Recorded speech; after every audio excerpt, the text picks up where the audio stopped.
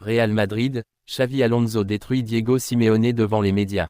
La brouille entre Vinicius Junior et Diego Simeone est très mal passée chez l'entraîneur du Real Madrid, qui s'en est pris à son homologue Colchonero. Les images font déjà le tour des médias espagnols. En première période, Diego Simeone a ainsi chambré Vinicius Junior, tentant de le déstabiliser. Il va te virer, Florentino Pérez, NDLR, va te virer. Retiens ce que je dis, a lancé le coach argentin au Brésilien. On a ensuite vu El Cholo discuter avec Dani Carvajal à la pause, probablement au sujet de Vini. En fin de match, lorsque le numéro 7 du Real Madrid a été remplacé, l'entraîneur Colchonero a encore pris à partie l'attaquant, lui indiquant d'écouter les sifflets des fans madrilènes présents dans le stade. Des tentatives de déstabilisation du joueur qui ont d'ailleurs bien fonctionné, puisque l'ancien de Flamengo a été particulièrement mauvais ce soir encore. Après la rencontre, Diego Simeone n'a pas voulu s'exprimer sur ce sujet. Je n'ai rien à dire de plus. Ce qui se passe sur le terrain, ça s'arrête sur le terrain, rien à dire. Je respecte tous les joueurs du Real Madrid, j'ai dit à Carvajal ce qu'on voyait sur le terrain, a-t-il expliqué à Movistar.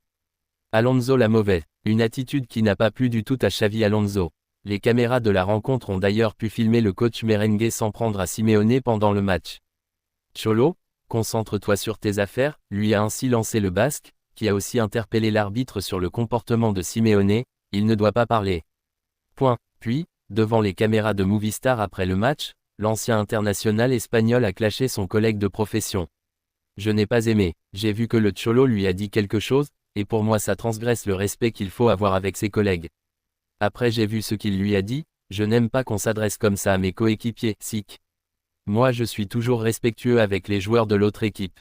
Ce n'est pas acceptable, a lancé le coach, qui a indiqué avoir parlé avec Vinicius Junior de cette histoire. Ce n'est pas un exemple de fair play, il faut respecter, et il y a des limites à ce qui peut se passer sur le terrain, a-t-il ajouté ensuite en conférence de presse. Bonne ambiance à Madrid. Real Madrid, Valverde répond à son tour à Simeone. Victorieux en demi-finale de Supercoupe d'Espagne hier soir, le Real Madrid a éteint les espoirs de son rival madrilène, l'Atlético, 2-1. Ce succès a agacé le coach des Colchoneros, Diego Simeone qui s'est laissé emporter rapidement, notamment contre Vinicius Junior. À la fin de la rencontre, il a fallu apaiser les tensions. Xavi Alonso, le coach merengue, n'a pas vraiment mâché ses mots contrairement au sang-froid et à l'exigence de Fede Valverde, son arrière droit. Placé dans une défense à 4 pour renforcer un secteur très fragilisé, le Sud-Américain a réagi aux polémiques après la rencontre. Vous connaissez le code des footballeurs et des entraîneurs. C'est vrai que c'est comme ça qu'on vit.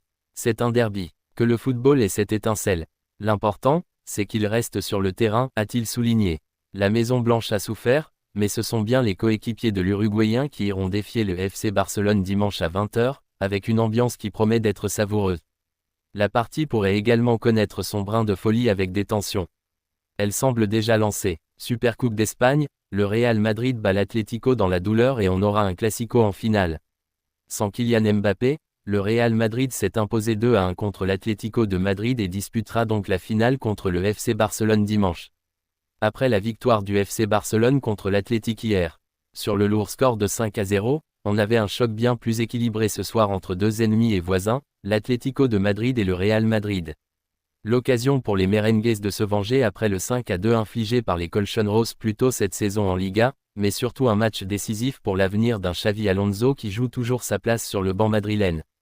Pour ce match, l'entraîneur basque misait sur du classique, avec le retour de la charnière Rudiger-Asensio, alors qu'en l'absence de Kylian Mbappé, c'est Gonzalo Garcia qui accompagnait Vinicius Junior et Rodrigo.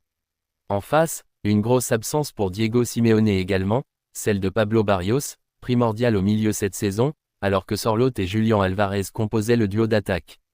Et ça commençait extrêmement bien pour la bande d'Eduardo Camavinga. Sur un coup franc assez lointain, Fede Valverde catapultait le cuir au fond des filets. L'Uruguayen a ainsi décoché une frappe surpuissante qui a traversé le mur et les gants de Jean Oblak, 0-1, deuxième. Le scénario parfait pour le Real Madrid, et l'Atlético tentait de réagir en mettant le pied sur le ballon, se heurtant à une équipe du Real bien organisée et agressive au pressing. On sentait tout de même que Julián Alvarez ou Giuliano Simeone pouvaient mettre le feu, mais les joueurs offensifs rojiblancos étaient assez maladroits dans les derniers mètres. Dans la surface, après un service de Baena, manquait son plat du pied, 23e. Assez prudent depuis l'ouverture du score, le Real Madrid commençait à se porter de nouveau vers l'attaque. Après un joli rush côté droit, et un crochet pour mystifier Anko, Rodrigo voyait Oblak s'interposer pour empêcher le 2-0, 28e. Il aurait pu arriver une minute plus tard, mais, seul au second poteau, Vinicius ne cadrait pas sa tête, 29e. Derrière, c'est Courtois qui était décisif, d'abord sur ce tir puissant et bien senti de Baena depuis l'extérieur de la surface, 32e. Puis, le Belge sortait un arrêt réflexe spectaculaire sur une tête de Sorloth, 33e. On assistait à un temps fort de l'Atlético et le Norvégien, sur un centre brossé de Gallagher, manquait le cadre à bout portant, gêné par cette légère déviation d'Asensio, 35e. L'Atlético a eu bien plus d'occasions mais, les assauts des hommes de Diego Simeone s'enchaînaient, avec Alex Baena encore, qui voyait son pointu être sorti par Courtois, et derrière, Gallagher croisait trop sa frappe, 40e. Autant dire que sans Courtois, l'égalisation serait déjà tombée depuis longtemps. L'Atlético, via un bon Baena, parvenait effectivement à briser des lignes assez facilement, alors que les Merengues, étaient comme souvent cette saison à court d'idées avec le ballon.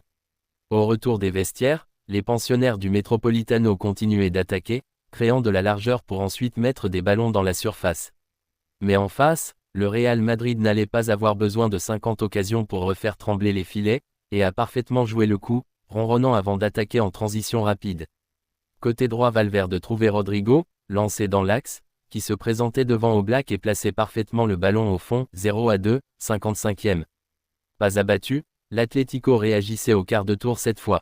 Giuliano Simeone plaçait un centre parfait pour Sorloth, qui battait Asensio de la tête et réduisait ainsi l'écart, 1-2, 58e. Dans la foulée, Diego Simeone faisait entrer Antoine Griezmann pour aller chercher la victoire. Courtois sortait une nouvelle intervention, sur un tir puissant de Sorloth cette fois, 65e. En raison des blessures, le Real Madrid devait même terminer la rencontre avec une défense centrale composée de Tchouaméni et d'Alvaro Carrera, avec Mendy, entré en jeu, à gauche, et Valverde à droite. Les Merengues étaient cependant intelligents et lançaient de longues séquences de possession pour neutraliser et calmer un peu l'Atlético. Le rythme baissait d'ailleurs considérablement, avec la chaleur saoudienne et la fatigue des joueurs, même si Oblak était impérial sur ce tir de Rodrigo pour éviter le break, 79e. Vinicius Junior, encore assez mauvais ce soir, quittait la pelouse sous les sifflets, 80e. Griezmann s'essayait au retourné acrobatique, mais butait sur le portier merengue, 82e. Alors que Llorente, en jambes sur la fin de match, manquait le cadre après un 1-2 avec Alvarez, 83e, puis voyait son enroulé frôler le poteau opposé, 85e. Le score n'a plus bougé malgré une toute dernière occasion de Julián Alvarez, et on aura donc un classico en finale dimanche soir.